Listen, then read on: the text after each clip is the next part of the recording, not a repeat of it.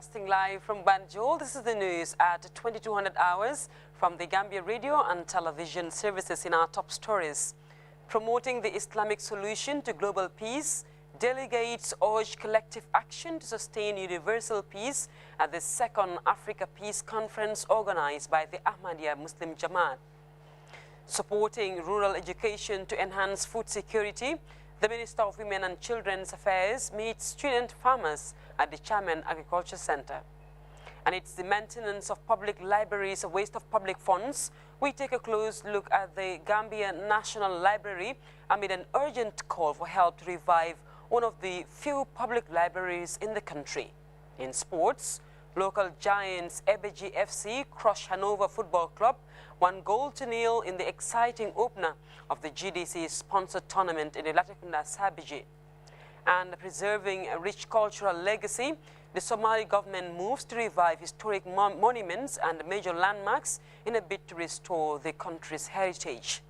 Elsewhere, Ethiopia's Nobel-winning Prime Minister Abiy Ahmed launches a new book on Ethiopia's reconciliation policy.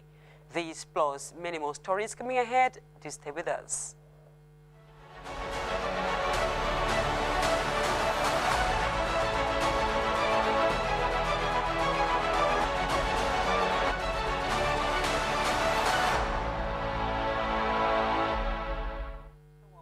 To the news, and we begin this bulletin with the groundbreaking peace symposium, which drew dignitaries from across Africa and around the world. The second Africa Peace Conference, organized by the Ahmadiyya Muslim community, has been described as a major success and vital paradigm to promote peace, national unity, and universal love. Delegates joined religious leaders and top government officials to discuss the path towards stronger cohesion, themed on the Islamic solution to sustained global peace. As Ibrahim Cham tells us, the day's message was a call for urgent and collective action to end conflict and strengthen religious tolerance. Ahmadiyya Muslim Jamaat in the Gambia has hosted the second Africa Peace Conference. The Ahmad Jamaat, under the leadership of His Holiness Mirza Masroor Ahmed, on a global level has propagated global peace, religious tolerance, and also organizing 16 annual peace conferences in the UK. And this has transpired to the Peace Conference Africa, to which the Gambia is hosting its second edition today. The opening ceremony was addressed by the Emir of the Ahmadiyya Muslim Jamaat in the Gambia, Baba F. Tarawale. Indeed, Ahmadiyya Muslim Jamaat's global strive to spread the message of peace is not something new. And we are grateful to God Almighty to say that our beloved and supreme head, His Holiness Asir Mirza Masroor Ahmad, is championing the global drive for the attainment of not just world peace, but for the realization of the observance of the rights of each individual and also for global peace. A heavy presence of prominent dignitaries and religious leaders spoke on the topic of discussion, symbolizing Islam as a religion of peace and love for humanity. Reverend James Odiko, Bishop of the Gambia, also dilated on the topic at hand. It is our mandate to advocate for and to facilitate true peace that is acquired through genuine love for God and for our neighbor. Deputizing the President Adama Barrow, the Minister of Information, Communications and Infrastructure, spoke on the role of the Gambia government in using peaceful means in executing its reform agenda.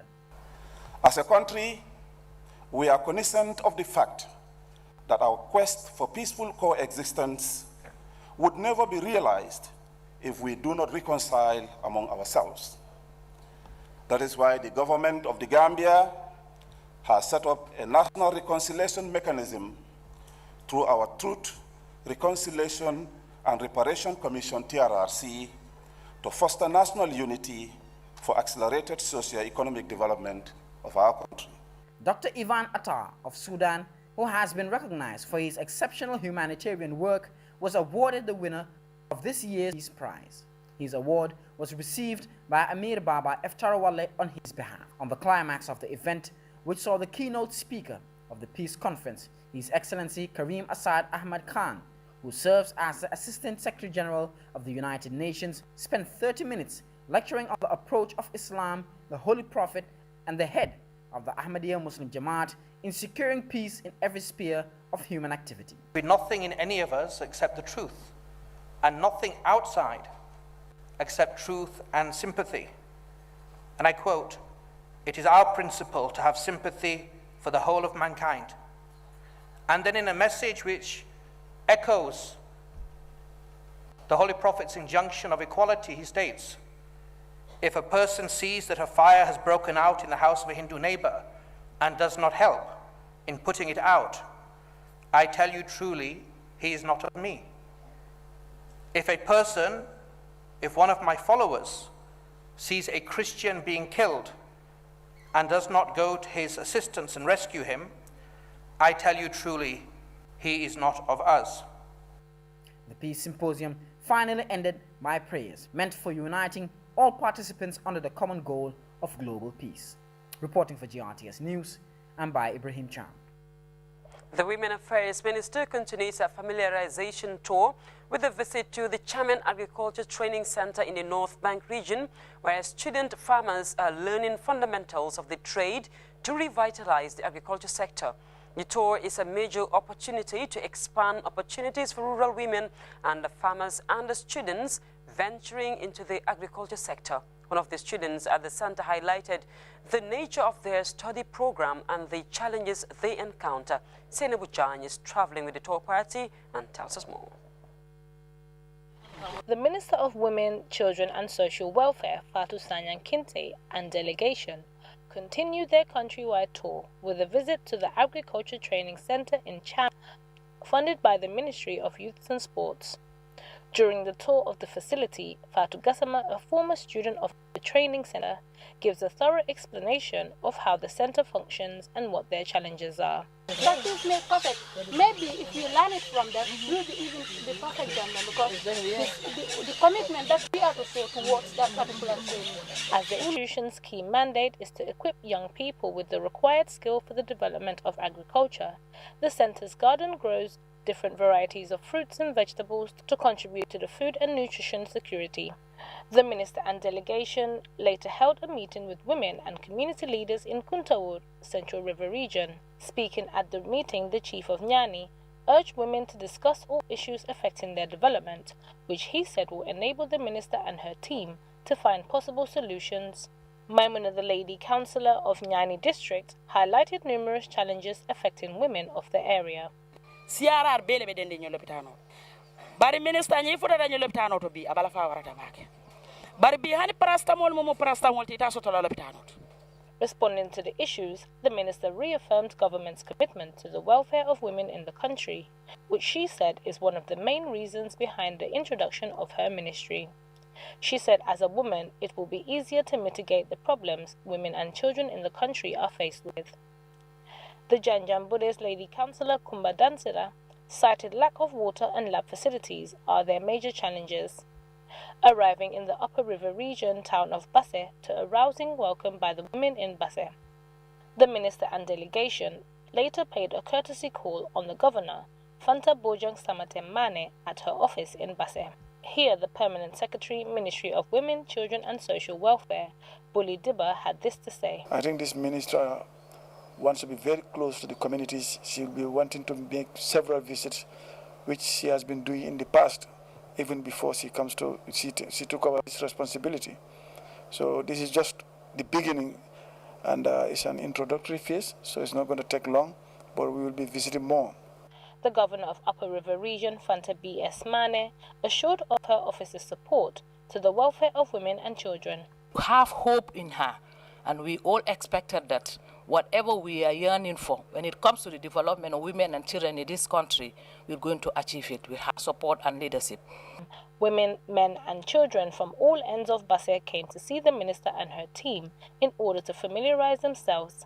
Speaking at the event, the tour party also held a meeting in Basse where the executive director of the Women's Bureau, Bintu Gassama, highlighted numerous benefits of the tour to the women. If we just sit in the office and we don't do anything, we don't come out and meet the women or the mothers of the children, because the children are also under the ministry, well, it will be like, okay, the women will not have that confidence to come out to meet us, to tell us their concerns, issues that are affecting them. The Speaker of the Children's National Assembly, Lamin Jatta, and a member of the Children's Parliament, Mariama Jallow, share their own concerns and some of the issues they discussed at Chambers. In these issues affecting children, which include child marriage, FGM, and creation of recreational facilities for the children within the region and the country at large. Gender-based violence too in schools and in our houses. Sometimes when you go to school, teachers will be beating students even if they don't do nothing to them. Sometimes they will chase you, and if you refuse to accept that, they might reduce your marks or tell you that, yes, I'll beat you and do this and this to you. The Director for Social Welfare, Janko Bajabi, responded to the concerns raised by the children parliamentarians. And in 2016, the Children's Act has been reviewed to incorporate that in the law, that anyone who marries a child below 18 years is a crime, and you can be punished by law. Women's Deputy Executive in Basse, John Folojabi, assured of her office's resolve to serve as the interface between the ministry and the women of the area. We are happy to receive the minister today here in Basse because she is a woman and we are all women. That's why I said we are happy to meet the minister, and we are ready to work hand in glove with her. Anything she wants to do, we will stand by her and help her so that the women that are at the rural area can also know their rights and stand by their own. The tour continues as the Minister of Women, Children and Social Welfare wishes to gather first-hand information. And Sister Cora Kutufai of the Sisters of St. Joseph of Cluny, Anne-Marie Javoy, has received her perpetual profession final vow at the Church of the Blessed Sacrament in Canifing. The ceremony was conducted at a solemn mass by Bishop Dr. Gabriel Mendy, Bishop of the Catholic Diocese of Banjul, on Saturday. Several dignitaries and prominent church leaders, including Bishop James Odiko, Bishop of the Anglican Diocese of Banjul, relatives and friends from Senegal and a cross-section of the local Christian society emerged to witness the occasion, and Bernadette Sane witnessed the ceremony and filed in this report.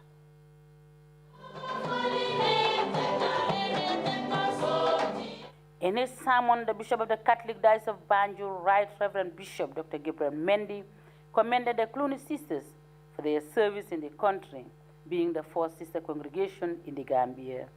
Bishop Mendy reminded Sister of her theme, saying it is in line with the vow of obedience, and commended her for boldly taking the decision. Genuine or selfless sacrifice and service in response to God's love and the needs of others is what we truly need in our church and in our society today. But in the name of sacrifice, in the name of service, as we all know, some people have exploited their own position and influence only to what? Benefit themselves alone. Authentic sacrifice means giving without counting the cost or expecting anything in return. Bishop Dr. Gabriel Mendy said service to humanity is what is needed in society, while highlighting some of the expectations ahead of Sister Cordo in serving humanity.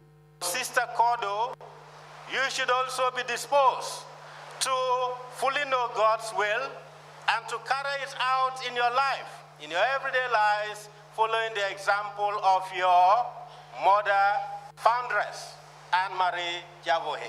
The Superior of the Sisters of St. Joseph of Cluny for Gambia, Sister Catherine Jara, said Sister Cordo's journey to the call of religious life by leaving everything and answering to the call of God began 12 years ago.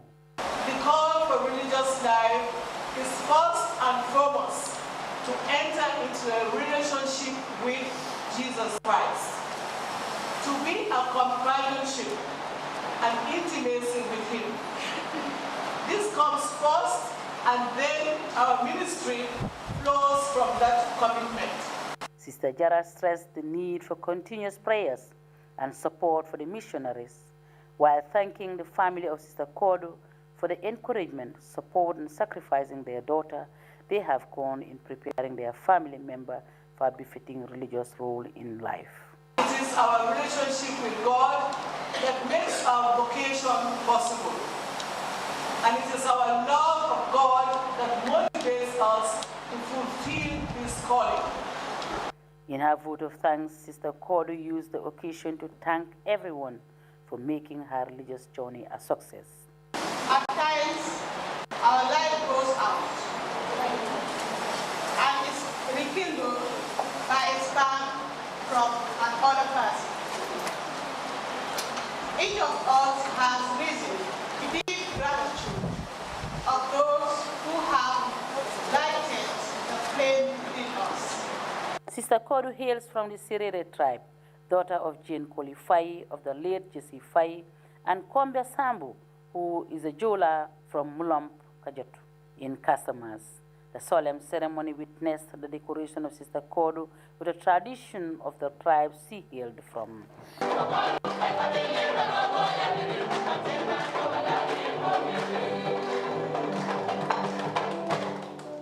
For the news, I am Bernadette Sane. And now is the maintenance of libraries a waste of public funds in the age of computers and digital technology? Well, that's surely food for thought for some, but the National Assembly member for Banjul North, Usman Silla, doesn't think so. The lawmaker is calling for renewed attention to support and help sustain one of the only institutions documenting the country's history and a vast record of academic work still vital for education and research. There are very few public libraries in the Gambia which is trying to promote scholarly advances and the culture of reading to cultivate a well-informed and sophisticated society. But does the state of the National Library contradict this objective? Aissatou Keita reports. Library, the Gambia's oldest archive of academic compilations. It's a wall of scholarly collections from classics to children's books and documentations of various chronicles of the country's history. There are very few public libraries in the Gambia, but students going to school in the capital city can access the National Library on a daily basis during and after school hours to study and conduct practical assignments. Efforts have also been made to create an ICT hub inside the center, but that effort needs more support as the institution faces decline amid the expansion of digital technologies. For others, computers and smartphones ushering a culture of browsing on the World Wide Web has vastly tipped the scale against libraries as people abandoned reading halls and books for the convenience of new technologies. Yet, even technology cannot fully replace or support human perception and intelligence that books provide. The prospect of losing a vital tradition essential to the promotion of education and knowledge is too much for others, including the National Assembly member for Banjul North, Usman Silla, who has called on government to come to the rescue of the vital institution. I also want to assure you that now immediately after this, I want to launch a campaign to be advocating for support for the National Library, both on the level, at the level of the government, here at the Assembly, even making representation to the ministry if necessary, and also Gambians who are within the Gambia, and Gambians and friends of Gambia outside of the Gambia. Meeting National Library officials on a recent visit, the lawmaker took time to listen to the main challenges impeding the library's development. There are buildings of pride. We are far behind. We need to bring our National Library infrastructure up to standard. That's the second one. The third point, capacity of staff. We all know that there is no way you can do a library course in country. Although a few days ago I had a visit from Legacy. Holding a vast and exciting collection of books and academic material which needs to be preserved for today and future generations. The Banjul North Deputy is looking to inspire a massive restoration of the public reading facility to engage and encourage scholarly advances necessary to cultivate a well-informed and engaged population. For GRTS News, this is Aissatou Keita. And we'll take a break now. When we come, we'll take a look at news and sports. Just stay tuned.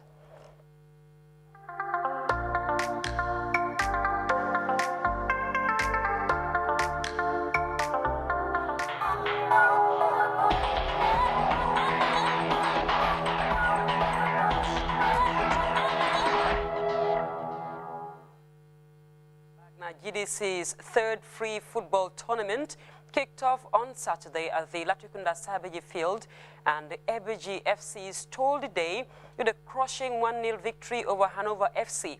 Organizers of the exciting tourney say they aim to unify young people in the area to collectively work towards achieving the country's development aspirations. Share Juf reports.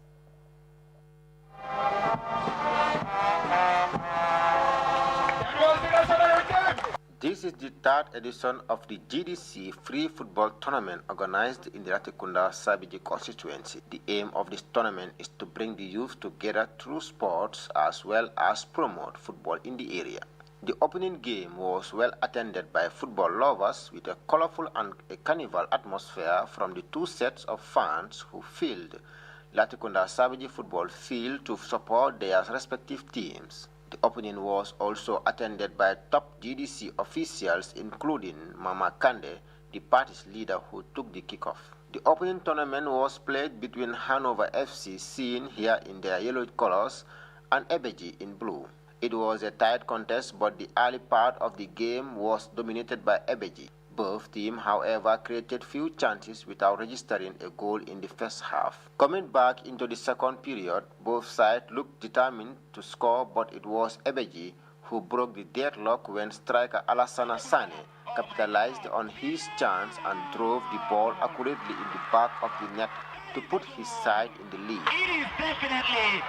Hanover fought back in search of the equalizing goal, but attacking their opponents in numbers. But Ebeji held on to win 1-0 and progressed to the next round of the competition. We are preparing fully. We are fully prepared because it was a derby game. And today we came and showed everyone that Hanover cannot beat Ebeji.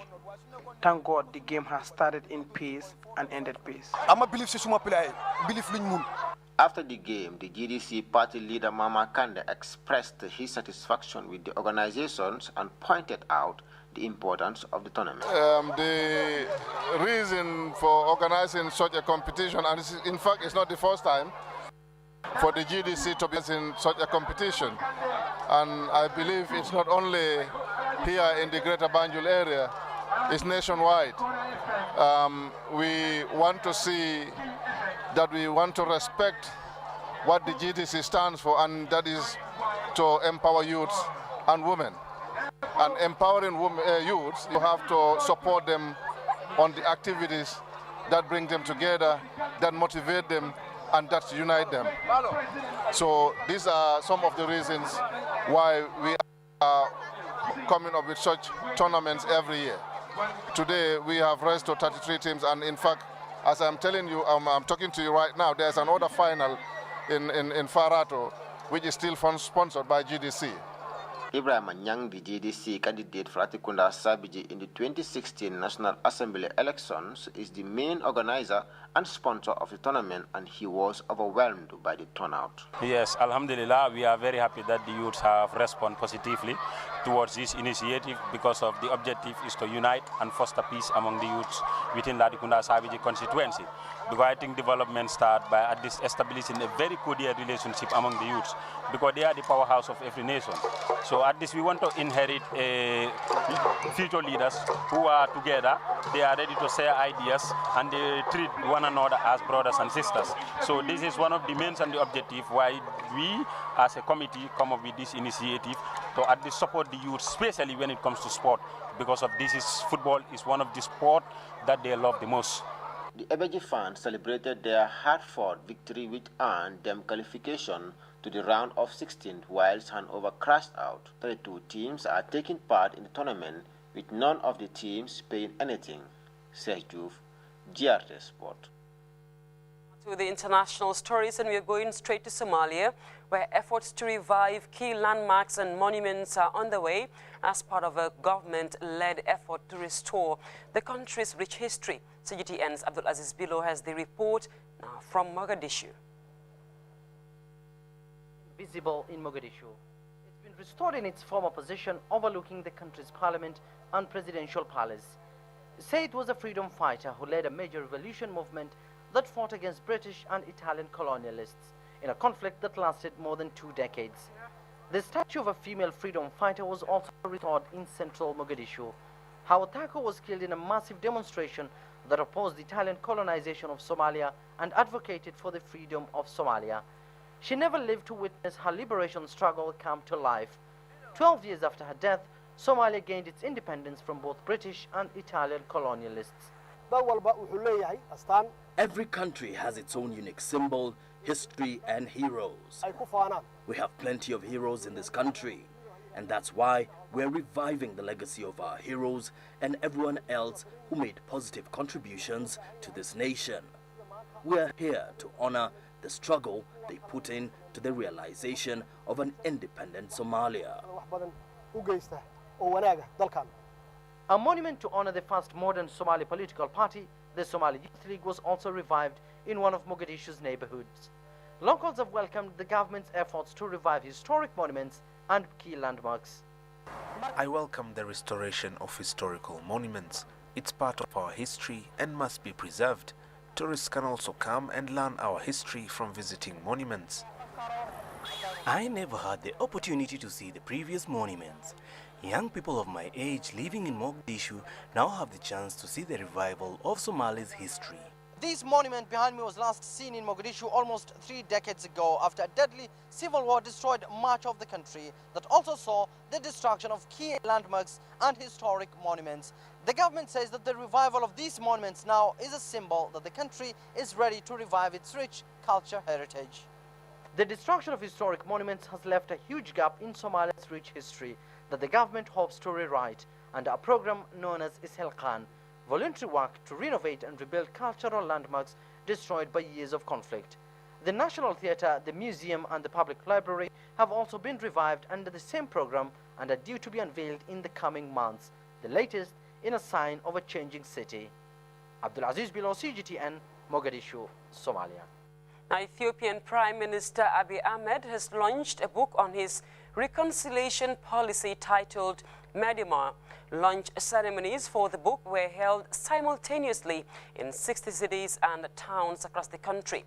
Then this comes a week after Abiy won the Nobel Prize for Peace, and CGTN's Grum Chala has more. Abiy Ahmed authored Medima, which can directly be translated as to Arab, has 280 pages and is written in 3 languages with over 1 million copies available for sale. The book Medima is said to have roadmap and guiding principles on the new idea of governing and uniting Ethiopia. Prime Minister Abiy Ahmed told people who gathered for the release his book has alignments with the present and the future of Ethiopia. Correcting the mistakes of yesterday is what Medima is. If you ask me which mistake, at least here in Ethiopia, 1 out of 4 Ethiopians is poor. Millions lack shelter, and many do not eat 3 times a day. This is not Eritrea's, Djibouti's, or Kenya's mistake. This is our lame execution of plans. Medima intends to fix all these problems. Across Ethiopia, more than 60 cities and towns have at the same time sold the release of the much anticipated book Medima.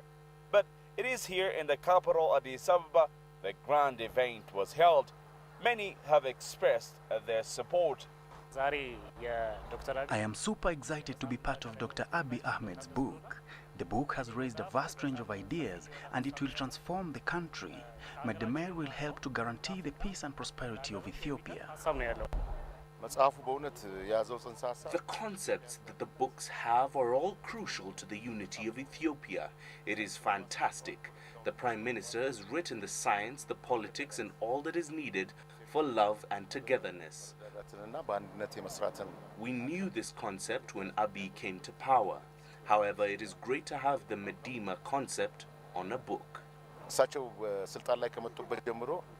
Many Ethiopians now expect to see major happenings to take place in the country over the coming few months.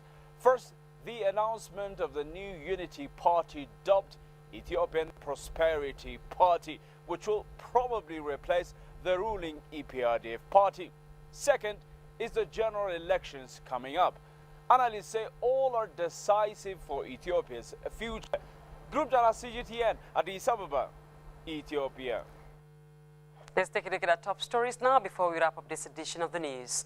Promoting the Islamic solution to global peace, delegates have urged collective action to sustain universal peace at the second Africa Peace Conference organized by the Ahmadiyya Muslim community. Supporting rural education to enhance food security, the Minister of Women and Children's Affairs has met student farmers at the Chairman Agriculture Center. And is the maintenance of public libraries a waste of public funds? We took a close look at the Gambia National Library amid an urgent call for government to intervene to revive one of the few public libraries in the country. In sports, local giants Ebeji FC have crushed Hanover Football Club 1-0 in the opening of the GDC-sponsored tournament in Latrikunda Sabiji. Internationals, preserving a rich cultural legacy, the Somali government is moving to revive historic monuments and major landmarks in a bid to restore the country's heritage. That was all in this edition of the News at 10 with me, Fatima Tassise. On behalf of the entire news team, thanks for watching and enjoy the rest of our programs.